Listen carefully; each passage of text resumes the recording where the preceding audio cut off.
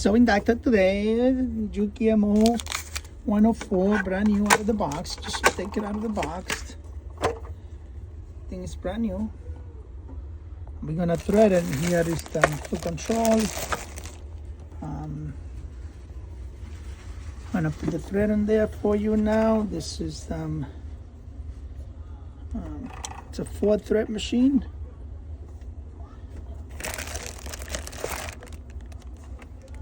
I'll show you. Juki MO-104 differential feed 4-thread machine. Beautiful machine, very good. So what I do, I tighten up the thread and just pull it through one by one. Always bring the presser foot up. Every time you're gonna pull the thread, if you feel it with the foot down, it's gonna be very tight. So you definitely want to lift the foot up, and then that way when you pull the thread, it comes out nice and easy, okay? You know, I lift it on the back here, you have the lifter. I lift it up and then I pull the thread because it gets easier.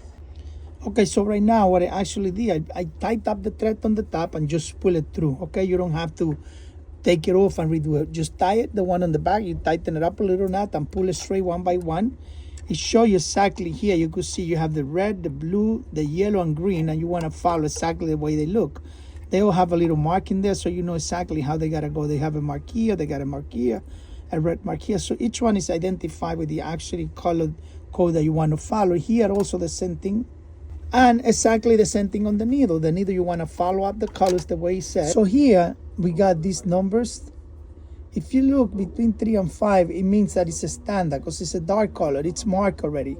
You should have them all in 4. If you do everything in 4, you should have a nice stitch. Now, if you want to make it tight, you could raise the number up higher. The higher the number it goes, the tighter it gets. So if you bring it down, it's going to be too loose. So you want to be between 5, 4 and 3 should be fine, either one of them. But if you leave it in 4, that's how it's recommended by the company.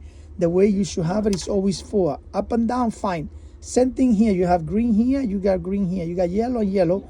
Follow the pattern the way exactly the way it is, and you should be getting a nice clean stitch.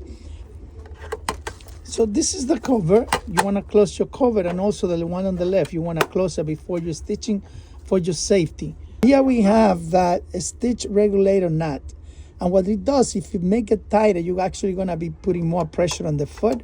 If you make it loose, you're going to be taking pressure on the foot. The way it is right now, it's perfectly fine. This is the way it comes from the manufacturer, so I will suggest to leave it like that. Only move it if you have some delicate material and you see making a little bit of a markers on the bottom. Maybe you want to move it. Otherwise, just leave it the way it is. Like I said, always 4. Here it's important to do the threading the way it show you. Make sure you follow up the step that it show you here, because this is important. If you miss one of these, the stitch is not going to look correct, okay? On the needle side here, you have a flat side of the needle, must be on the back. You have 2 screws here. One shows you an R for right and a left for the left needle. If you want to do only 3 needles, then you want to take the left needle out and just use the right needle. Now, I don't suggest to take the needle out and leave it without a needle and the screw loose. What I suggest is to take a needle, an old needle, break it just about a little bit off below the mark, and put it in there with a screw and leave it tight. That it's not going to reach, when you sewing, it's not going to reach the material. That way you can make your little screw tight and you're not going to lose it, because I've seen this all the time, okay?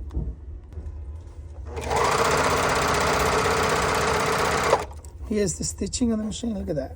A beautiful 4-thread mirror. Allow you to stretch all the way without having any issues. And like I said, it's very important always.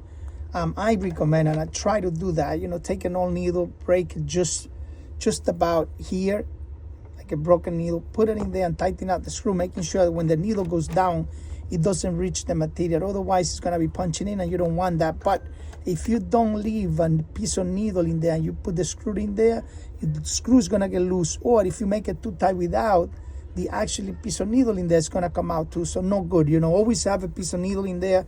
That's going to save your life forever. Otherwise, you're going to be having problems. There you go. You know, very nice machine. Every works the same. If you want to do a pearl stitch, the same thing. Change the stitch length, pull this back, and bring this down to 7. This is standard how all the pearl stitch machine works, okay?